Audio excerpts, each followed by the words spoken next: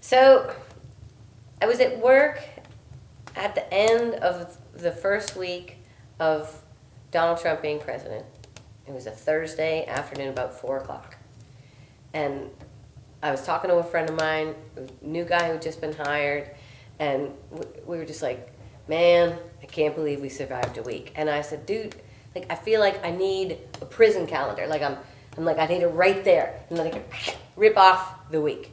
And then we're like, he's like, oh my God, we need that. And I was like, we have to do it. Like, how many weeks is it? And so we did the math, and then we're like, well, we should have it should have some inspiration for getting through the week. Like something, like a positive thought to fixate on, or like a little thing you can do, or somebody you could send money to, or whatever. And so we just started running with it. And so I, get out a piece of paper and I scratch out a 208, and like showed it to a couple other people at work, and like literally drove home from, I have an hour and a half commute, and drove home and talked to a couple people on the phone, and it started going that night.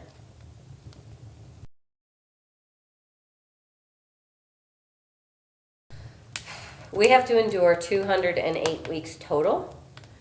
The calendar is a 208-week calendar. You rip it off every Thursday night because, of course, he was inaugurated on a Thursday. So you rip off the week on Thursday, and each week has a quote from somebody in history, maybe somebody you've heard of, maybe somebody you haven't. My hope is that people will Google the things they haven't and maybe learn a little bit about this poet, this historical figure. There's a lot of diversity in there. We have George Carlin and Mary Oliver and Joshua Chamberlain and Al Gore.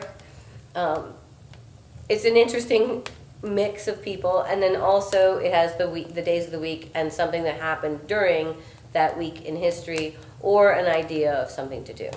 So it's basically a quote and a thought, and the number of weeks to go. So